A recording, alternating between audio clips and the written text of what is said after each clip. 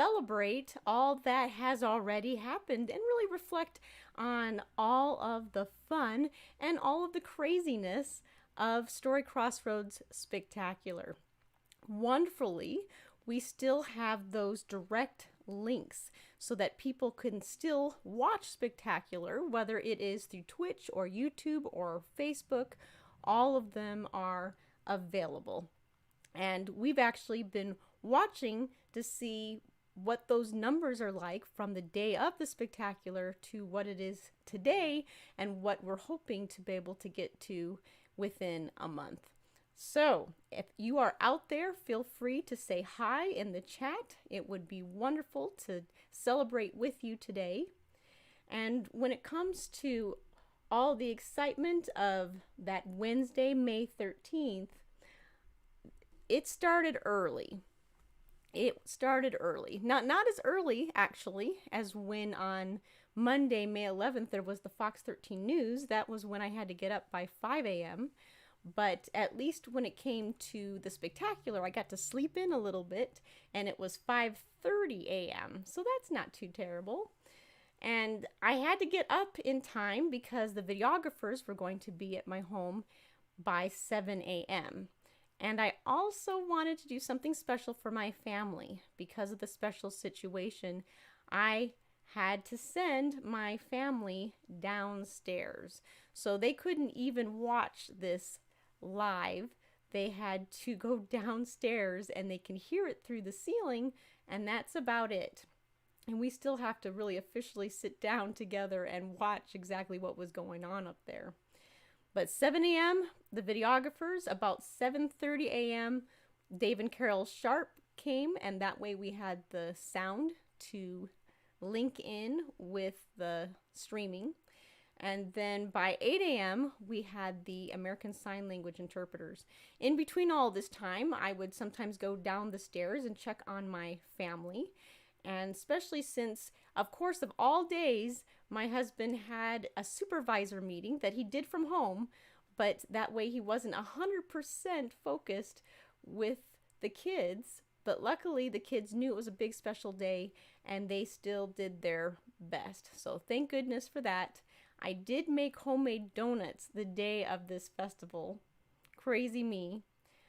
But for some reason, I thought the kids might save me some donuts. I mean, I made 12, but they ate them all. And I guess they asked my husband if he wanted to have some, and when he said that the kids could have them, they just figured, Mom doesn't need any. Oh well. I'll get homemade donuts another time. It was more important because they really had to be awesome and good in the basement while all the filming and streaming was happening upstairs. Yes, welcome, Alan. Nice to have you here. I know you got to enjoy Story Crossroads Spectacular last Wednesday, and I know there was bits and pieces that you could do in the moment, and then having to catch up later. I don't know if you've caught up with the other parts yet, but it was definitely nice to see you there, and nice to see you tonight, too. So there was a lot happening in the morning, though I have to say, because we had done 2 test runs, a lot of us, I felt, were comfortable. Like, we knew what we had to get done. We all had our own little checklist, you might say, and then we just went to it. You know, I put out the Story Crossroads metal signs outside, but by that time, the videographers had been to my place a couple times. It wasn't like it was their first time, so that went smooth, of course. And then Dave and Carol Sharp came when they needed to, and we connected the sound, and we actually were ready much way before we actually had to stream, which was nice. There was kind of a relief once everything was plugged in. We also were able to do a few recordings. So instead of streaming, we did recordings to play back and make sure that things were syncing all right, that everything was coming through clearly. And it was. And we were excited. We were ready. And it was fun to see Baba Yaga again. Now, I got to see Baba Yaga already because of the Fox 13 News. And she committed to ratting her hair just like she did for the Wednesday, and it looked wonderful. Just to poof out that hair, that's dedication. I don't know how long it took Baba Yaga to then comb through that hair after performing, but she did. And she had all kinds of patches and things on her and little needles and such, and just was a lot of fun. And yes, so Alan, you got to see Baba Yaga. She was great. Now, it was different because it wasn't a traditional storytelling performance, and it fell more under theater or street performance than I would say storytelling. But because Baba Yaga is such a huge character, we thought it still worked. And that's also a reason why we don't call ourselves storytelling crossroads. We call ourselves story crossroads. It kind of gives us that little breathing room to explore story in many different ways. And with Baba Yaga, it was exploring her character. And you never knew exactly what was going to come out of her mouth. It was meant to be pretty informal.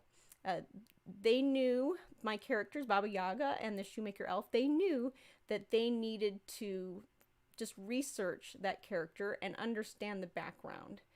And I felt that Baba Yaga and the Shoemaker Elf, they both did a great job in researching and getting to know their characters. And that way, whatever questions were going to happen would then happen. Now, during the actual recording, we had an easel and it had a metal backing, and that was where we could put the questions because we didn't want just a soft voice being yelled out. I didn't want to yell the questions out from what we were getting, and we had to double check all three platforms. We had to check Facebook and YouTube and Twitch. But I also knew going to other virtual storytelling events that not everyone is prepared to ask a question, even if it's advertised as a question answer. And so I had all of my performers, not just Baba Yaga and the Shoemaker Elf, but I had all the performers come up with at least 5 questions just in case people needed to get things rolling. And each time we did have to tap into those questions, but every time we also got questions that were new, that were from, you might say, not the performers. So that was really lovely to be able to have that.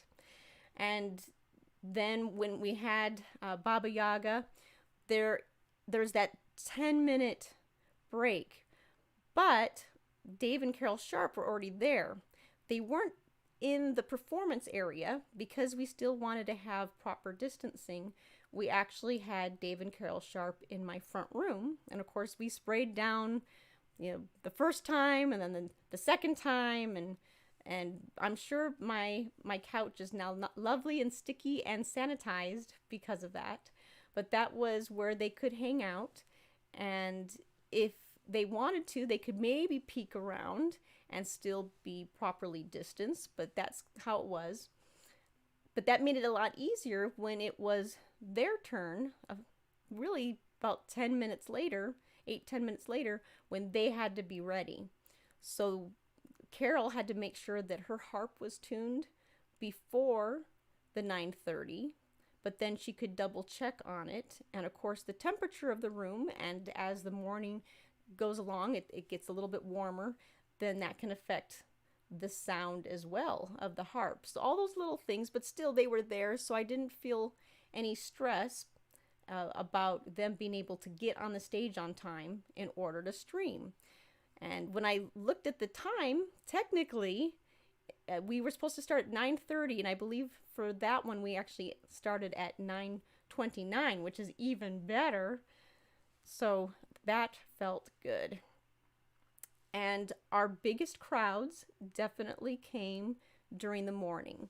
And when we advertised the Story Crossroads Spectacular, it was always about May 13th, starting at 9 a.m. Mountain Daylight Time. So I'm not surprised that that happened to be our biggest time, the 9 a.m. and the 9:30 a.m. sessions. It also made sense because of the virtual field trips. And for a lot of the students, it was easiest for them to focus on their assignments, if they had assignments with the festival, to do it in the morning. So we definitely had bigger numbers there. In fact, when I looked at the website numbers, now there's the website numbers and then there's the platform numbers. The website, we had 964 views on the Story Crossroads website the day of Spectacular. Now, that doesn't mean that all of them were on the Spectacular page, but of the 964 views, 530 was for Spectacular. And that's really exciting. But 173 of those was referred by classroom.google.com. Now, if that tells you it's virtual field trips, it's definitely telling you it's virtual field trips with that. We had at least 80 that came upon us because of a search engine and 47 because of Facebook, and then it just kind of broke it down smaller and smaller from there. But the majority of when they were coming to the Spectacular page, it was because of classroom.google.com. And we had the day of, these are some interesting numbers, for Baba Yaga. During the actual live stream itself, between the three platforms, we had 87 that joined us. So about 19 through Twitch, 14 through Facebook, and 54 through YouTube. So interesting, right? Then for the Celtic stories and songs that we had at 9:30, we had 78 total during the streaming itself, with 14 with Twitch, 15 with Facebook, and 52 with YouTube. And then the premiere, which was with the youth and the community tellers, we had 17 of those. That was only on YouTube, so that was not on Twitch and it was not on Facebook. We actually had 295. That was amazing. And then with the Shoemaker Elf, we had 27 with during the streaming time, 10 being Twitch, 5 being Facebook, 14 being YouTube. And then with the Gashler family, we had 28 total, 12 being Twitch, 9 being Facebook, 10 being YouTube. Now you add up all those numbers, during the actual streaming time, we had 515. But this is only a few days later, so this is Monday, May 18th, and this was back on Wednesday.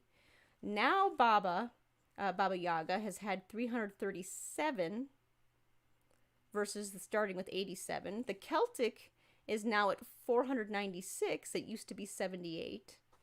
And the Shoemaker Elf, it's 109. It used to be 27. And then with the Gashlers, it's 216, and it used to be 28. So it keeps building up. So now, if you add them all up, so far it's 1,581. So we are still pushing it though. We've been reminding people because of feedback forms and that they can still check out the sessions, whether they got to see them all or not. We've also reminded schools that maybe didn't choose to do virtual field trips, but maybe in the big hurrah, there's still maybe this extra week left of school, they might happen to share it. So we're still going to push it. We're going to see what numbers we get. And technically, where we might cut off our numbers, even though you have to have your first day numbers, we're probably going to cut those off after the Big Y panel. So the Big Y panel we have on June 20th, 2020, Saturday. And that normally would have been something we'd do the day after Story Crossroads. That still links to it. With all the grants and things, that still links to everything. So we're going to at least count to June 20th, but knowing what our beginning numbers are, knowing what they are just a few days later, knowing what it is about a month later, I'm hoping by June 20th that the number we want to beat, everybody, is 5,704. The reason why that's important to me is because in 2019 for Story Crossroads, when we had our live festival and we had all of our outreaches and we sent storytellers to schools, we connected to 5,704 people. And every single year with Story Crossroads, and this being our 5th year, we've always grown a little bit. And virtual numbers, I know, they're different. And it's not like with live, you know that they were there the whole 30 minutes. A lot of times I noticed with virtual, that not everyone's there on time, and it's usually when you're at least 3 minutes into it where you get your highest number of people at the same time. So it is different than live, but you have to count something somewhere. And what we have to do this year is to break it down by the 3 different platforms, what they are total for the first day, what they are over the course of several days or several markers, you might say. So about a few days later, a week later, a couple weeks later, a month later, those I think will be really good marks on that. So keep sharing it, and that we can still make our goal. Maybe we can say, hey, we have to get past 5,704. Now, I think the reason why we had such big numbers with the 11 a.m. with the 17 youth and community tellers is, of course, because anytime you have youth, they're connected to families and extended families and so forth, and teachers and neighbors. So I think it's a lot easier for people to share that, and that's probably what will continue to be our biggest one. Though Baba Yaga still has done it really kick off good, strong numbers for us too. And so, Alan, so yes, I'm seeing what you're saying there. Yes, I tried YouTube, and as soon as one session ended, it went to another video, so it went back to Twitch. Yes, that's why different platforms, they have their pros and cons. YouTube, as soon as you're done with a video, if there's a break, which we did have breaks, it will jump you to something else. That's true. But at least with Twitch, when it stops, it stops. So I can see why Twitch would be a good choice for that. What I did notice is that after the live streaming, when I went to check on the videos that now are hanging out in those platforms, that even though they were in sync during the live streaming, they don't always stay in sync when they become a video. And when I tested that out, YouTube tended to be the best in being in sync, though in the moment it was doing fine. So it's kind of funny how that is.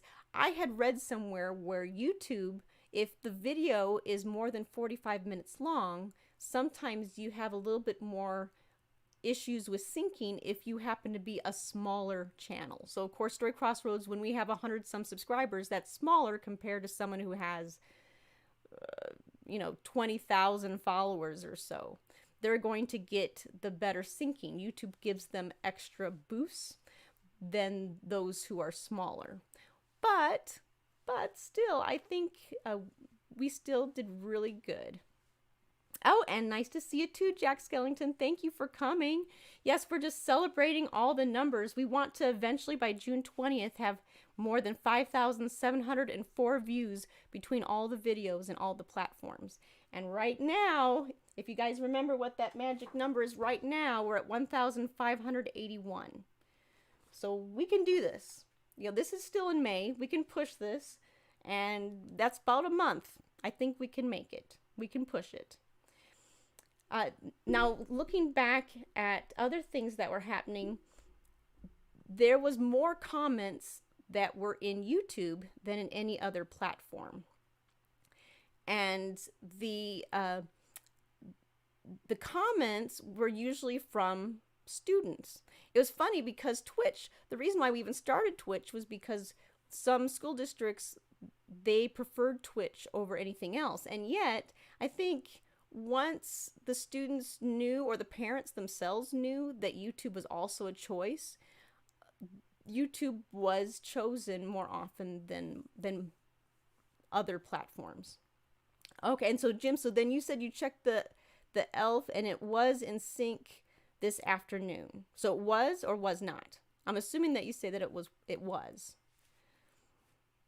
But it's funny how it can change of whether it's in sync when it's live streamed versus when it is saved. Okay, so it was. Good. But that's good to know, Jim. Good. Because in the moment it was. So if it's out of sync now, that's not how it was.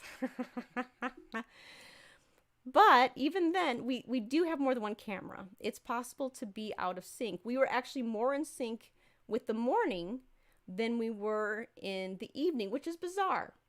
because there was, in the afternoon, we had the workshops. That was through Zoom. So there was kind of a break from our multi-streaming. That was something that was more closed off. But the evening actually was a little bit more stressful. And it still was wonderful. Everything, it turned out great. I think so. But it's because when people were coming in, we didn't have the long morning to make sure everything was running right. Because people were leaving their cameras in my home while they went and get lunch or whatever break they needed, I think there was that feeling of, oh, we don't have to be there that early, do we? So that's the trick. I think next time I'd have to say, well, actually, we do need it to be earlier, because if you remember, it was a little bit more stressful. One of our cameras was on sync for the evening, and we had one camera, and this I learned through Sterling, was about half a second off. So if you do watch the Shoemaker Elf or the Gashler Family, whenever it's switched, you'll see that there are certain times when it's on sync and certain times that it's just very slightly off. But it was close enough, and it was so close to the streaming time that we had promised that we couldn't play around with it. So who knows why that happens? It was fine in the morning. It didn't, it changed its mind and later on. I guess that's sometimes the thing, even with the microphone. It's like you have all the same things as before, but for something in the air, something changes it, and poof, always have to double check everything. Who knows? But because of that, we didn't have too much of a break, again, between the Shoemaker Elf and the Gashler Family. And what made it tricky is that when the Gashler Family did arrive at my home, we were streaming. I couldn't let them in my home. And so that meant less than 10 minutes for them to come from the van to enter the home, but they couldn't enter yet until the Shoemaker Elf left. So we had to be very careful with the number of people in my home and you might say, the two ships passing in the night kind of thing. And then there was hardly any time for a sound check. I could have done maybe what we did with Dave and Carol Sharp, where they kind of hung out in the front room and had it all disinfected, and that was their zone, so that they would be more ready to be there for the evening part. I didn't do that, but still, we didn't start too late. That was the one that we started the latest. Everything was, I felt like we started on time or even a minute early, but for our very last session, I think we were 2 minutes late, but not too bad. Not too bad. But things, yeah, we've definitely learned a lot of things. We've learned a lot. And next year, as Jim is saying right here, next year our virtual effort will be great. So Jim, you're thinking it's because the Shoemaker Elf went over? Well, the Shoemaker Elf, I don't think went over too much, maybe 2 minutes, but everything actually ended pretty close. If you look at the length of the streaming times at any of the platforms, you'll see that instead of 20-minute session, it was maybe 22-minute session. Instead of an hour, maybe it bumped it to an hour, 5 minutes, maybe. But the very last one is going to be just slightly longer because we have the performances, we have the questions, and then in the end, I did decide to jump to the microphone. I wasn't going to. I was going to have Stephen Gashler lead us in the tradition we do every year, which is the phrase, I have a story, you have a story, we all have stories. And I did that every year, and I was going to give it to Stephen, and I could tell Stephen was willing to do it, but maybe didn't want to take that from me. I could sense it. And in the end, I just took the disinfectant spray. I did go and do that. And it felt nice, and it was wonderful. I warned the videographers to make sure that they say that phrase with me, because there's not too many people. There's the Gashler family, there was myself, and then the 4 videographers, and so I was counting on them to then share that most wonderful phrase, I have a story, you have a story, we all have stories. And yes, Alan, yes, I do know it's later where you are. So yes, I'm glad were able to be here for a little bit. We're still going to do these every Monday night, but they'll be a little bit shorter. They won't be full hours. And so that way we can still have little hints because there's always things happening. But if you're not in countdown mode, there's not usually as many things. Plenty of things, but not as many things. And Jim, did you have any thoughts as well with how everything turned out? There was one board member who was worried about some of the comments on YouTube. When I went back to look at the comments on YouTube, I wasn't actually concerned. But it's because when you have a bunch of students, they may not be focused. Even when we gave heads up to the teachers to remind their students that to keep on task, to keep comments positive and relevant to what was going on. That's not always going to happen, and we know that. And there's a couple comments that kind of went off just a little bit, and the way that the board member texted me, it made it sound like it was bigger than it was. I felt like it was fine. What I also noticed is during YouTube, when the teacher would remind them that they could read their comments, that fixed things pretty quickly. And yes, it wasn't just done once and it didn't have to be done again. It probably had to be done 3 or 4 times throughout the streaming, but really, that's not bad at all. You can actually stream things and not have comments, but I like having the comments. It kind of reminds everybody that there were people listening in the moment. This wasn't just something that was posted, but something that people could enjoy right then and there. So I love that we had those comments. We did get some comments on Twitch. We did get some comments on Facebook. And we had a lot of great positive ones with Facebook and with Twitch. It was YouTube that was maybe a little interesting, but I didn't find it a biggie. I guess it's just nice when you have the teachers who are on the stream. They're not just sharing it with their students, but they're on there too, and that helps a lot. And then, Jim, you're saying here, see, I managed to watch everything except the first few minutes of the Gashlers. In general, there were no problems that should make anyone feel badly. I didn't think so either. There were little things here and there that I noticed, like on the YouTube with the pre-recorded. You're putting 17 videos together in a very rushed time. Because this wasn't the plan to do it virtual, so now you're suddenly making appointments to do Zoom to record all of these youth and adult tellers. This wasn't a big job that was going to happen. Live is so much easier than making appointments with everyone to record. And I thought I had edited the beginnings, because usually at the beginning I'd say, and go. And they're supposed to wait a few seconds and then they jump in to tell their story. And of course, one of them, I heard my voice. I'm like, no, this was not one I was supposed to hear my voice at all. And you can hear me. You can hear me about halfway through. It's an hour and a half long. About halfway through, you can hear me, and go. But luckily, it's only a few seconds. And I think everyone knows that we were recording from people's homes, and that was accepted. That's how I felt anyway, that it was something that was going to be accepted, because everything, it's not going to be perfect, but I thought it turned out pretty darn good. There were some moments where I thought that the title page, you might say, could have been up a little bit longer. Like it was perfectly done for Baba Yaga, but it was maybe not even a second for the Celtic stories and songs. Some of them I didn't even notice that they had it, even though we had them there. It wasn't until the later part of Spectacular that we figured out it was nice to have a little sign, a full screen sign that said when the next stream was going to take place.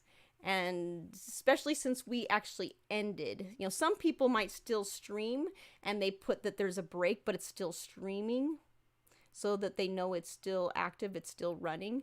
We didn't want to do that. We wanted to cut things off completely. It kind of gives a break to the equipment. It gives a tiny little a break and able to switch over, and then you can disinfect without everyone having to see. So that's always been nice.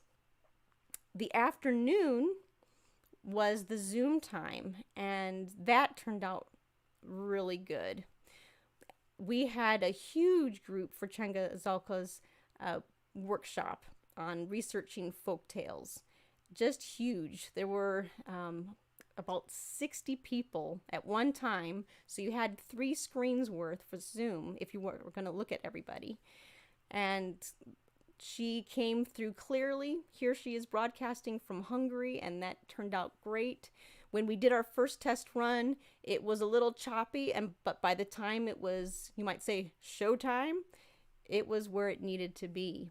And I had received so many comments from people about just how well organized it was, how she was so organized, but also it was nice to hear that people really liked how organized we were with Story Crossroads, how they could see our branding. They really loved the Zoom Basics video that's about 5 minutes long. So kudos to Jim Brule who put that together. And I told people, please use it. It doesn't just have to be used for Story Crossroads. Our logo's on it anyway, so if people share it, it just helps spread the word for us too. So please do if you just need a 5-minute basics for anyone who needs Zoom, whether it's storytelling or not related. And after all of that, by the end of the night, now remember, I didn't get to have any homemade donuts because my kids all ate them, but that's okay. They're my kids, and so they deserve it. They were downstairs. I only had to go downstairs a couple times and remind them that they were streaming, but it never picked up in the actual audio, so it's not like you're going to hear some random child voice of mine. But that meant I was so focused on the whole day, and I knew this happens all the time. I do love to eat. I really do. I have high metabolism, but I didn't get to eat much that day at all. In fact, if I really think back, I can't think of what I ate until the end, when everything was done, when Sterling, one of our videographers, he always does interviewing, and this time it was interviewing just me because we had to send people home with proper distancing and health and safety. By the end of that, it was hard for me to stand up. I was just as tired as if it was a live event. And technically, people were performing live, so that was kind of a live event, but not what we intended from the beginning.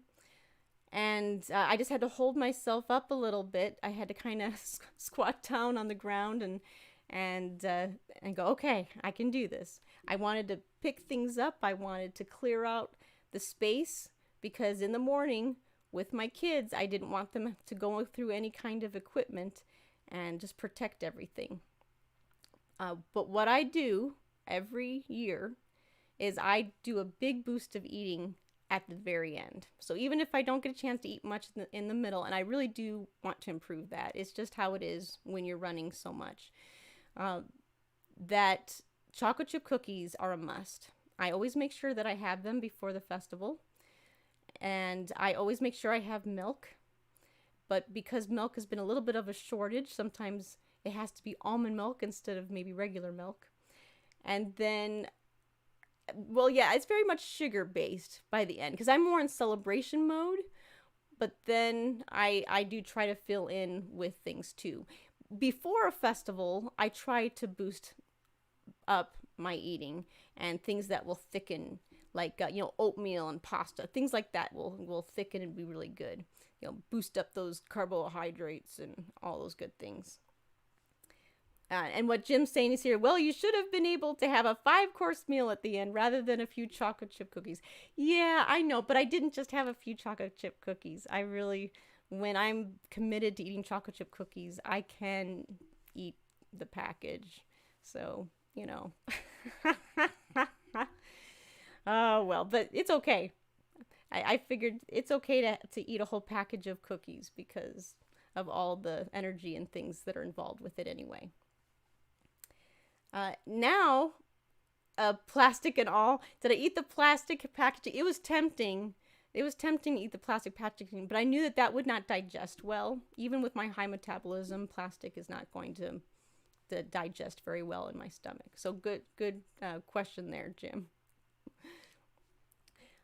Now, the next step after cleaning it up and making sure everything is put together so my kids don't get into the equipment, and Dave and Carol Sharp were able to get their sound back the next day. They were very nice to let us borrow that sound for the whole spectacular. The next step were the feedback forms. Now, at a live event, you can actually have hard copies, but this year was only through Google Forms.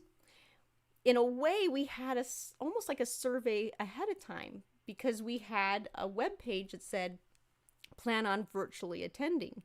And we actually had a lot of people fill that out. The last time I had looked, and I should even look again, it could have changed. It was 117 people, but that didn't mean it only meant 117 people. One person signed up and they represented 220 ninth graders. So that was amazing. And there was a few others that represented 80 students, or another one represented 20 students. Another one represented another 20 students. So that was exciting. That meant we had emails that we could send feedback forms to. But I think because they already filled out that form, they may not be as motivated to then fill out another thing, even if it's only a few questions long. We're trying to push for May 19th, which would be tomorrow, Tuesday, as the big day for people to wrap up and turn in those feedback forms. They'll still be open if people need to fill them out afterwards, but that way we can really look at the comments, study them. We always study them. We always improve because of those comments. And we also did a drawing. So you have to have a deadline for the drawing. We can't suddenly do a drawing a month later. So the 19th, by midnight, Mountain Daylight Time, is the last chance if you want to be part of the drawing. And then on the 20th, which is a week after our spectacular, we can then announce, hey, you won. Let us now mail this to you. So I'm excited to do that. But I can't help but think ahead, think about 2021. One of the feedback responses was that for registration for the workshops, it would have been nice if we had a mobile-friendly version. That if we had one that was just kind of a one-click thing, because what we had set up, we had to figure out something really fast. So I knew it was cumbersome to begin with, but it was the only option really to use because it was what we were familiar with. And we already were set up with Square, and we could do sliding scale costs with Square, but then you have email. So we kind of combined email and Square so that people could prove, proof of payment, and then we can send the Zoom link. But it was many pieces. It wasn't automatic. We did make sure everyone did get the information they needed, but someone said, you know what, you should look into Wild Apricot. And I had never heard it before, and they had the cutest little logos, and over an hour and a half, I was studying Wild Apricot. So even though we just ended, I'm already thinking ahead, this would be good for next year. And there is a monthly cost, so there's the big debate on it. It is something I want to bring forth to the board and see what they think about this monthly cost. It wouldn't just be for spectacular. We do have events throughout the year, so I could see it working for house concerts, especially if we used to not require RSVPs, but now because of proper distancing and health and safety, we do need to have RSVPs, whether or not people actually pay something. So I'm right now a big fan of Wild Apricot. We're not officially with them, but I have to pause and I want to get feedback from the rest of the board, and we get to celebrate eventually. Usually we have appreciation dinner, but we're going to have to do that a little differently. I'm hoping that we can at least gather in a parking lot. We can stay in our cars so we can at least see each other. It wouldn't just be through Zoom. And we could all maybe choose to get food from the same restaurant, or we could just bring our own food. But we're still trying to figure that out. Usually before a festival, we already have the date and time and everything. And this, it felt weird because it wasn't decided yet, but it's been talked about. So I'm hoping that people commit and we'll be able to have our appreciation dinner, proper distancing style somehow. Still plan on doing a virtual Youth Tele reunion, and I've brought that up many times with the youth to be on the lookout, that we'll figure out the date and time. It'll probably be in June or July. And the other thing that I'm still working on that I wished I had done in time with the festival, but it is what it is. Certain things are not going to make it in time. and that was the closed captioning. I promised them with the 11 a.m. premiere with the 17 youth and community tellers, and I was able to get at least 5 of them done. But there was so much extra work and paperwork involved with the virtual festival that it didn't work out timing wise. So I had to publish the closed captioning with the ones that I did finish mixed with the ones that YouTube guessed on my behalf. But when I went back later, I couldn't believe it that there were 3 times that there were swear words, which of course were never actually spoken by these youth and community tellers. And I quickly then fixed those closed captioning. Yeah, that was not lovely when I saw that. Because if anyone did have closed captioning and then they saw that, ugh. But it is being fixed. It's so close to being done now. Well, that being said, I'm just really pleased with how it turned out. We got some great numbers. The numbers continue to grow. It'll be interesting to see the students who had assignments in connection to the festival and how that turned out. We'll have to push the feedback forms and hopefully we will get more back. We got a decent number back, but I definitely want more back. And now we can still focus on the little things here and there, and the June 20th will be our big push now with the big Y panel, and then the other thing that we're going to be focusing on will be resuming house concerts in August. So hurrah for that. Well, I'm looking at the time, and I want to wrap this up in a few minutes, and so I always like to end with a story. This story actually comes from China. And sometimes I have to pause about how things are actually pronounced, but it's one that we probably have heard a little bit. Now I suddenly went blank on how to pronounce this. Sichuan, so Sichuan province of China, and there was a king. He had only one daughter, but he loved this daughter. Every time he watched her jump about or dance or twirl, it just gave a flutter to his heart. He would hear so many complaints throughout the day from everyone in his kingdom, but when he looked at his daughter, all of those troubles just flew away. But as his daughter grew older and older, she liked to venture out farther and farther away.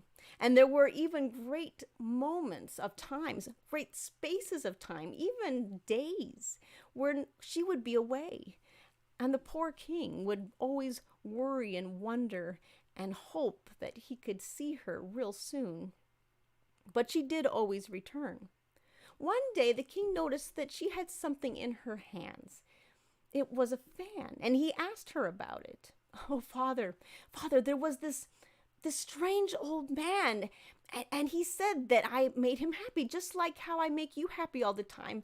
And he gifted me with this most amazing fan. I have to show you, father, how it works." And right before the king, the daughter fanned herself. And as she fanned herself, she lifted up from the sky. Lifted up into the sky and ever higher and higher through the clouds. Now, part of the king was excited, and there was a little boy inside him that wanted to follow his daughter in this great adventure in the sky. But there was also that father that wanted her back safe on the ground. And he didn't know what he was going to do. Every day now, it wasn't just that she was taking off on adventures, she was flying up high in the sky, and she could fall at any moment. The king decided that he had enough of this, and he had it ordered that a huge wall would be built around his kingdom. So high was the wall that his daughter would no longer be able to fly. She would not even be able to fly over this wall. And so, for the first time, this king saw his daughter cry. She cried so hard, wishing that she could be free. She cried so hard that there were rivers that were formed. And that land that used to be flat suddenly was carved out. And then the walls in time transformed into mountains. And so if you go into that province today, you will see those very walls, those very mountains. Now you may think, what a sad way, what a sad story. But I like to think of the story, wondering what would have happened if the king did not build the wall, and if she was still allowed to fly. Would she really have fallen? Perhaps. Would it have been so terrible for her to have a little bit of freedom? Perhaps. But right now, a lot of us are in our homes and we might feel like that we are trapped and we need to find that one fan, that bit that will lighten our loads, that will lighten our hearts, that we can be free again. And I believe that storytelling is one of many ways that we can connect to each other, that we can fly no matter where we are. We do not have to shed any tears. We will be fine if we stay connected. And that is the story for today. Thank you so much, everyone. Lolo, nice for you to come. You got to hear at least a little bit of that story. And Jim, as always, wonderful to have you here. Glad that Alan was able to join us a little bit earlier today as well. We have much to celebrate in life, not just Story Crossroads Spectacular, but each one of you have amazing things to celebrate. So find them. Find that magical fan that has you fly above the clouds. And everyone, until we tell again.